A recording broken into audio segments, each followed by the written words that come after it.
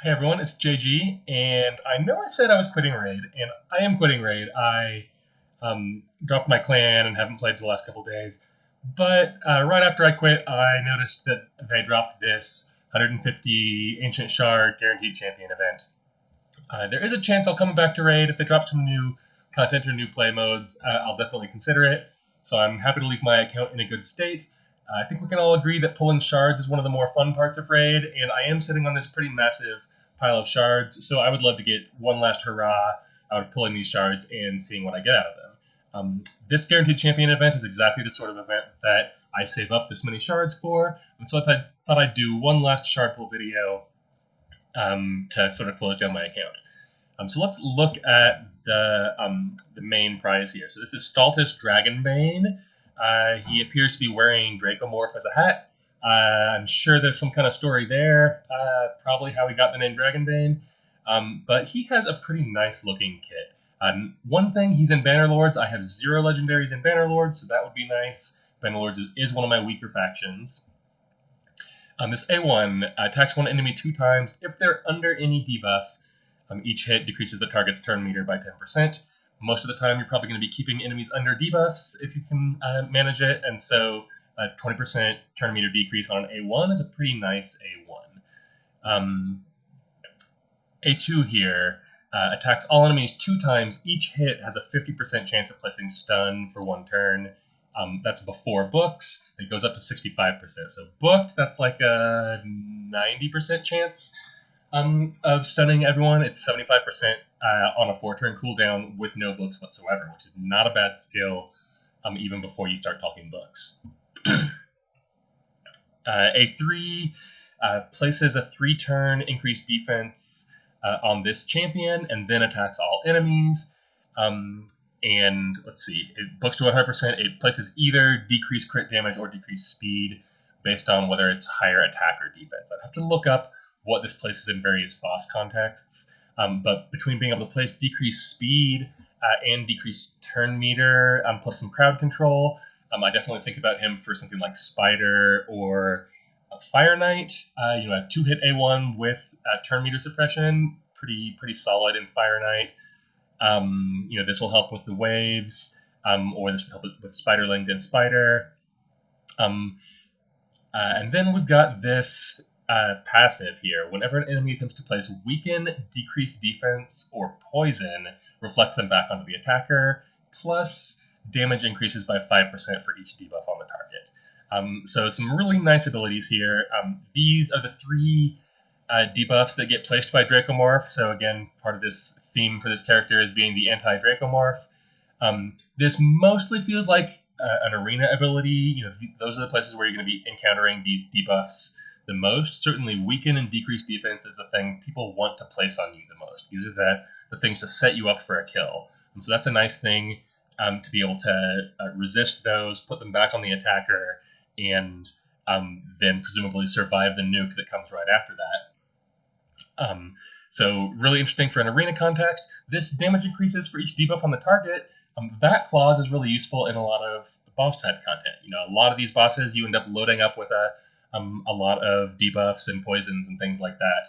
And so basically having up to 50% increased damage, and even before you get all those stacked, if you're putting 3 or 4 debuffs out there, flat 20% increased damage, very solid as well. He's a defense-based champion. I really enjoy defense-based champions, and in this case, they almost always have some sort of defensive ability, a buff of some sort. This buff also comes with a hit. So all the abilities have a hit on them. Defense champions are pretty easy to gear. You just load them up with defense, and that helps with both survivability and damage.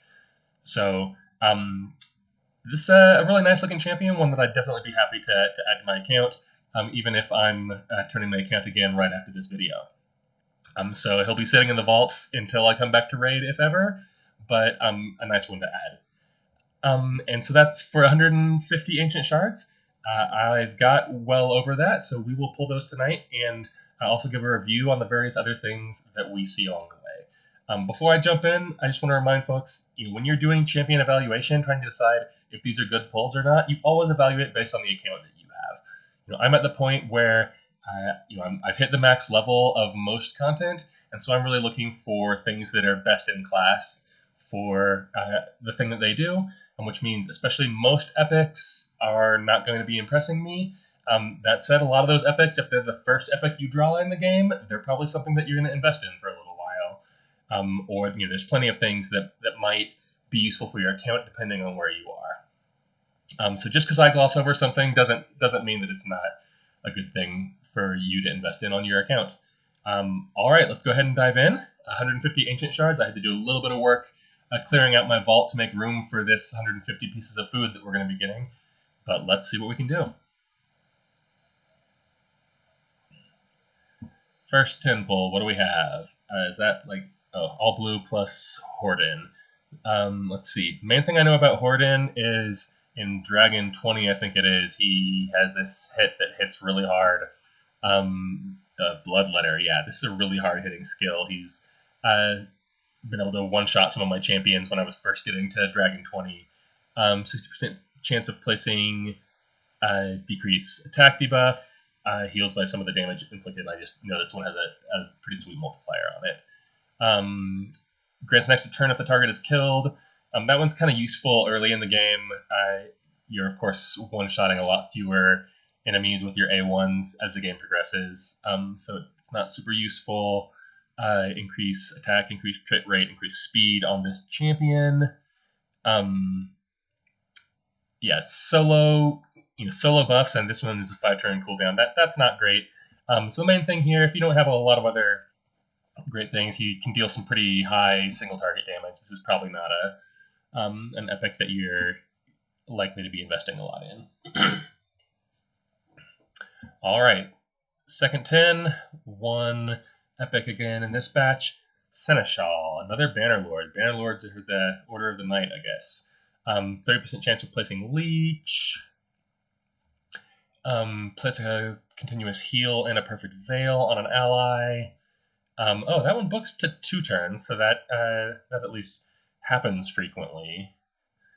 Places a counterattack and a 50% chance of provoking all enemies for 1 turn. Which books up to 100%.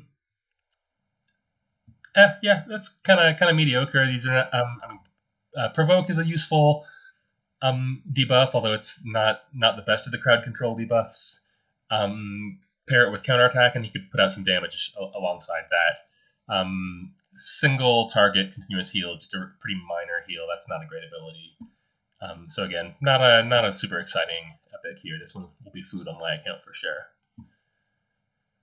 All right. Once again, we've got one epic. Attack the Winterin. This is one that I recently took up to 6-star. I think not quite level 60 yet. And that is because of this the passive and this skill right here. So Frostfire Gale attacks all enemies. It places either freeze or HP burn based on whether attack or defense is higher. So that's again pretty similar to this thing that we're going to be seeing on Staltus of different debuffs based on who it hits. So I first looked at this. This is one of my first opportunities to do large-scale HP burn, and so I was excited to see what this would do in Spider. In Spider, it puts freeze on those spiderlings. It does not put the HP burn out there. So that was disappointing for me at the time, not having a AoE HP burn. But then there's also this interesting passive. So whenever an enemy that has HP burn on them gets a turn, it heals your party by 5% of HP. And anytime an enemy under a freeze debuff gets a turn, it gives 10% turn meter. And so in Spider, if you combine this AoE freeze with someone else's AoE HP burn, then you're getting this extra turn fill, you're getting free healing to, in case you're not running a build where you completely avoid spiderlings getting turns. This AoE, it books up to 90%. You can push that to 95% if you go with the right mastery. But yeah, this makes for a pretty interesting kit for Spider. I sat on him for a long time, didn't use him in any other content, so I think Spider's the main place where he shines, but he is one of the best at his job for that. For me, this will become a Faction Guardian because I've already got him, but happy to increase my epic Faction Guardians. What's up next? 10 all blue. We're not going to talk about the blue. Let's go.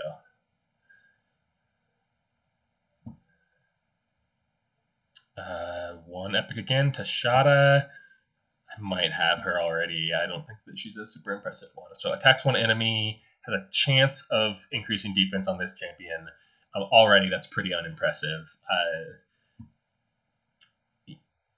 Usually you'd rather have a debuff than a buff, and yeah, single person buff, and not even with a 100% chance. Blah. Okay, this one, A2, 3 times at random. Each hit has a pretty strong chance of placing Weaken. Weaken is a good debuff to place, but attack at random is not a highly tactically useful mechanic. And then revives an ally with 40% HP, 40% turn meter, and then heals all allies. That has a little bit of value.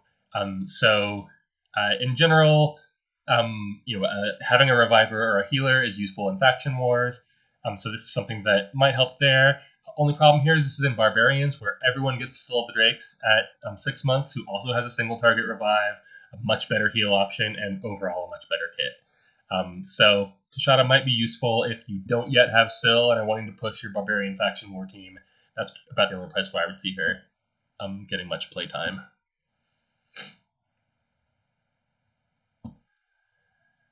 Let's see, what are we at? 50 here? Grizzled Jarl. This is a champion that I know about. Grizzled Jarl shows up in a fair number of clan boss builds, and that is because of this skill right here. So places increased defense on all allies for 2 turns, places block debuffs on all allies for 1 turn on a 3-turn cooldown. And so that means if you run him in a 1-to-1 clan boss speed, so somewhere in the vicinity of 180 to 200 speed, then in sync with the clan boss, he'll be able to place block debuffs. And so this can be used either to block the decreased speed or the debuff from the clan boss, or it can be used to block the stun. So this is definitely one of your options for getting a partial block debuffs out there. 2-turn block debuffs is usually better if you can manage it, so that you can block both of those debuffs, both the stun and the second turn debuff. But still, Grizzled Jarl is definitely something you could find yourself using in a clan boss composition. Let's look at the rest of the kit here. Attacks all enemies, places decrease attack, decreases target's max HP. Decrease max HP, unless you're in Scarab, is not a mechanic that anyone ever uses. And A1 can place heal reduction. So yeah, the rest of this kit isn't very impressive, but increased defense, never a bad thing to have, and block debuffs can help in clan boss too. So for me, I've got clan boss pretty well covered. He'll go into the vault, but that's one that has a decent amount of play. What's next? All right, all blue again. No, thank you. And my box is full. Give me 1 second. All right, we got some more box space. We're about halfway done. Let's keep going.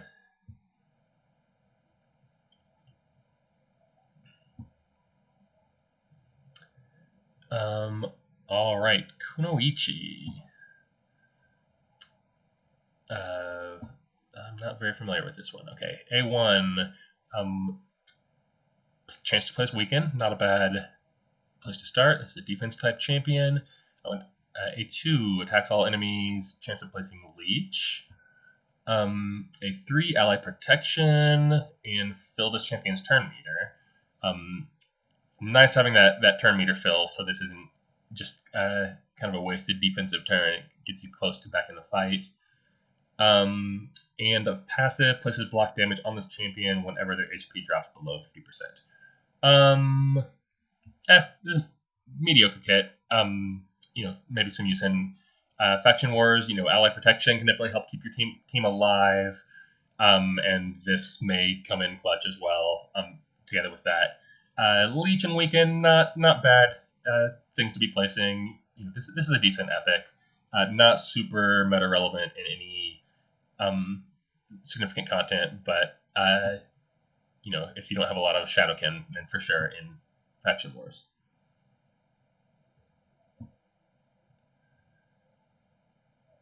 Warden, I think this guy came up in my last Sharp Hole video. I'm not even going to click on him. He's not good.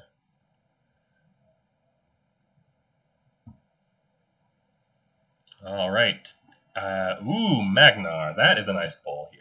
So Magnar shows up a lot in Arena as a good arena nuker, and it's a little surprising because he's HP based. HP based champions usually do not hit super hard, and the big reason for that is, well, you can buff attack or buff defense to crank out the power from your other type champions. There's no way to buff HP. On the other side of the coin is there's no way to debuff HP, and so an HP based hit is going to be pretty consistent. But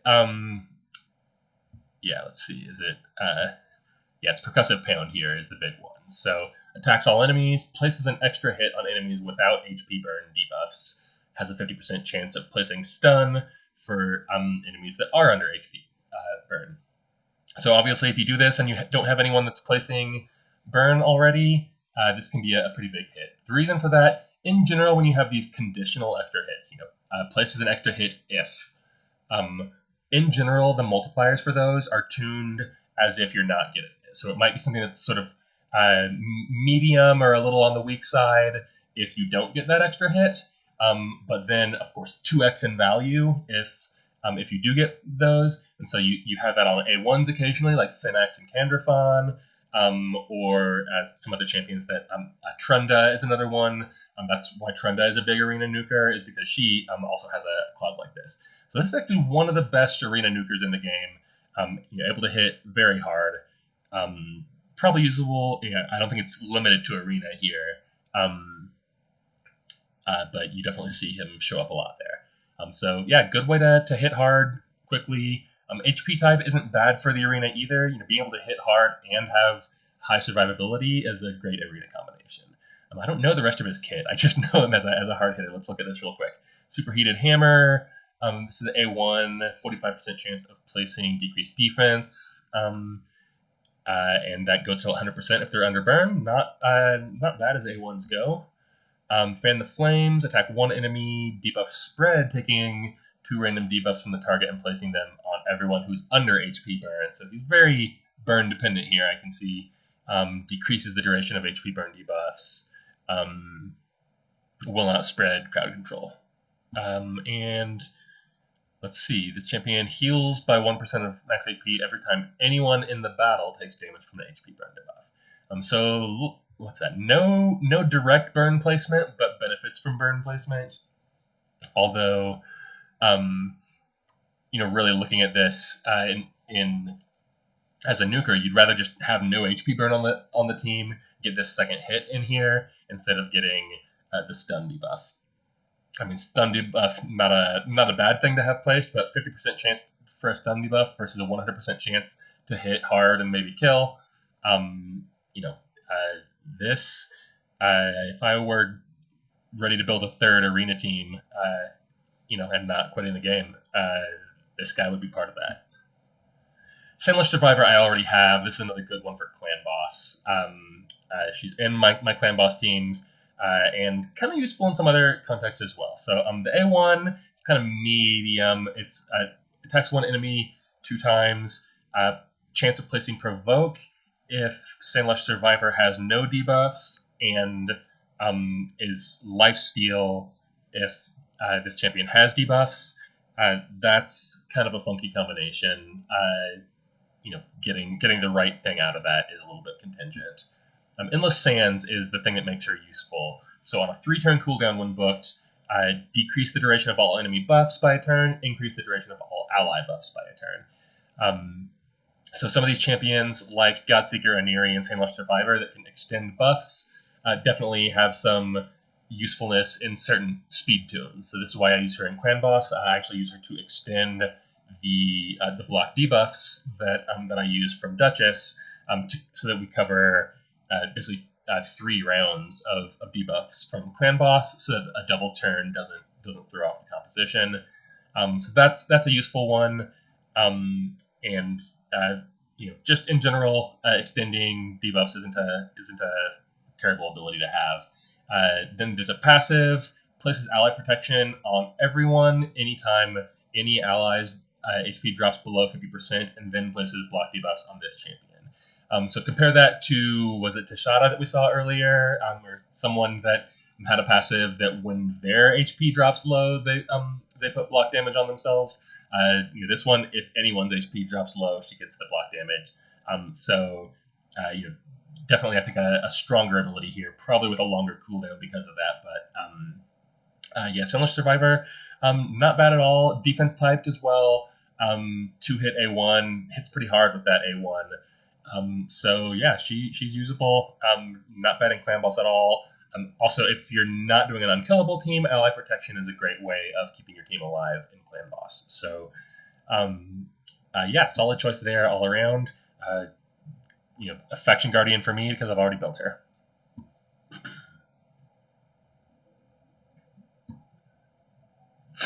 All right, all blue. Nothing interesting there. Oh, actually, I haven't been looking whether I'm picking up any rares from the new faction that I don't have yet. Definitely those I'll end up keeping instead of using as food, just to round out that faction. 3 epics in this one. So Mausoleum Mage I actually pulled not on video a little while back. He is another one, let's see, that shows up in clan boss compositions a fair amount because of this one. Removes all debuffs and then heals. Let's see. So, conditional turn meter fill that shouldn't trigger in the context of a clan boss.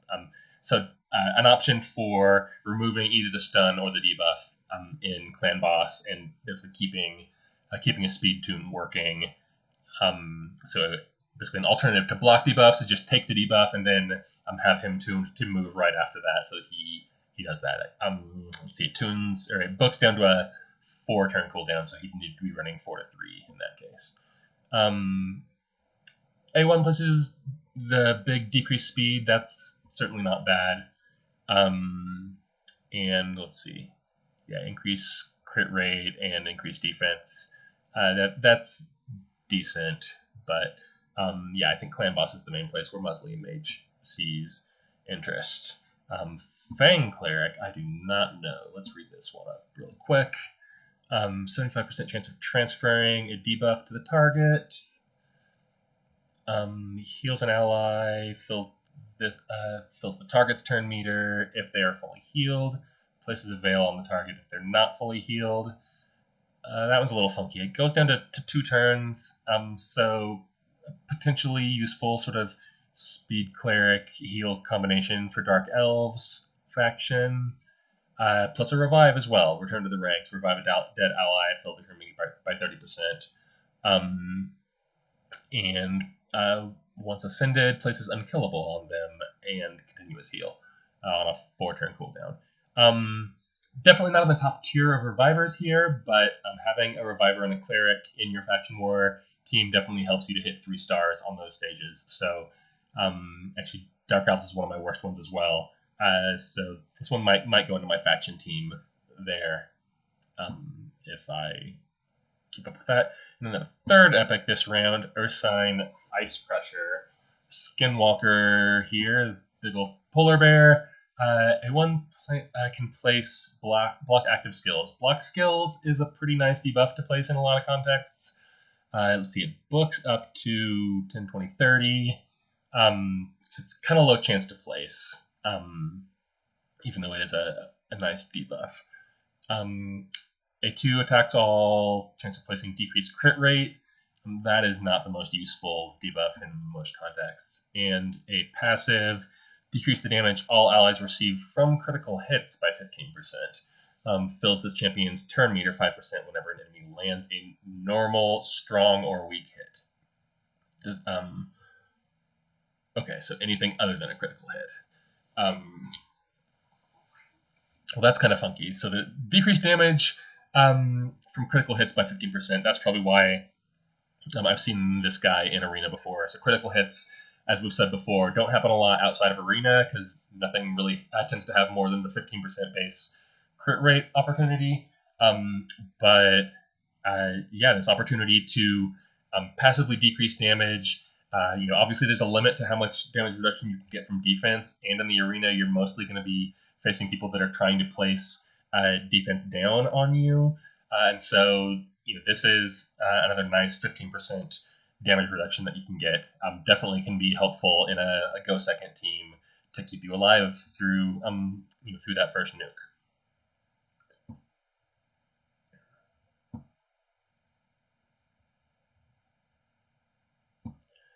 All right, we're getting close to the end here, I think. Okay, yeah, I'm full. I can only hold 10 more. Mist Rider Dipey. So this is one of the ones that is 10x at the moment, and a Sylvan Watchers one. So for where I am right now, I definitely want it just because it's a Sylvan Watchers epic, which will get that team started. And they said they're not launching the faction tomb for these guys for another 6 months. Maybe I'll be playing the game again in 6 months, and I'll be happy to have this guy. A1. Let's see. Attacks one enemy, 50% chance of removing a random buff from the target, and a 10% chance of an extra turn.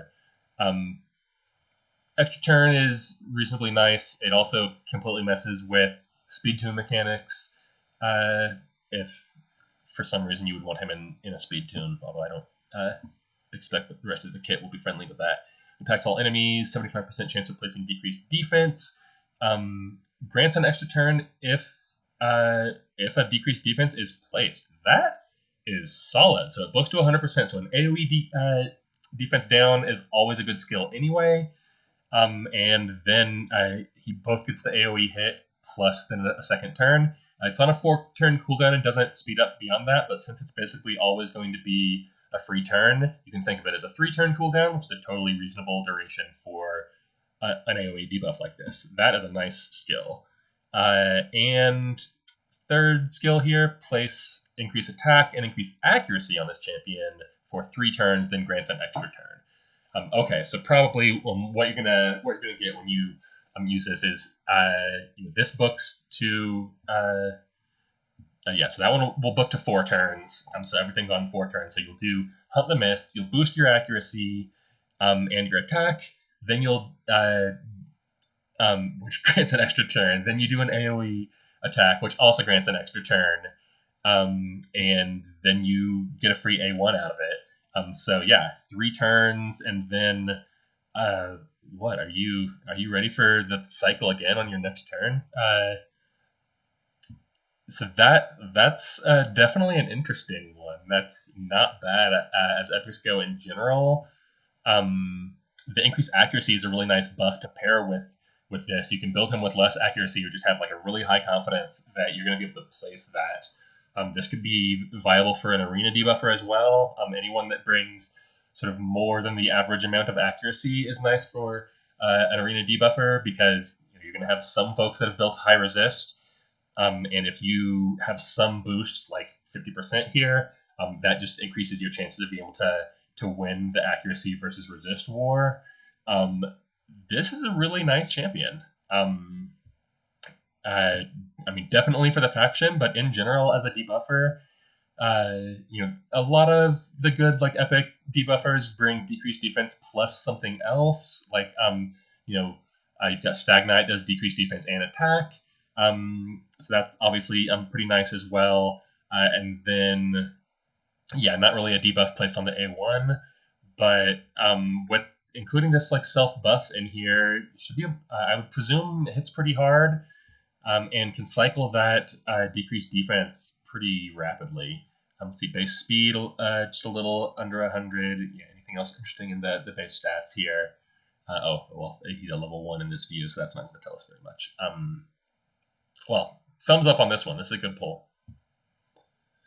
Another Horden. We've seen him already, so that's Affection Guardian. All right, let me clear out a little bit more box space, and we'll do our final 10 pull and get Staltus and maybe something else. All right, my vault and my regular collection are chock full of these 3-star chickens at the moment, but we've got room for this last 10 pull. I have to say, 140 pulls in, no other legendaries, a little bit disappointing. I hope we can pick up a second one in there beyond Staltus. If not, I should write down my mercy counter because I'll have a really high one. These guaranteed champions do not reset your mercy counter. and so this will leave me in definitely above 150. I think I was already at like 30 or something like that, so I'm real close to Mercy, which is useful information for the next time I want to pull Ancient Shards.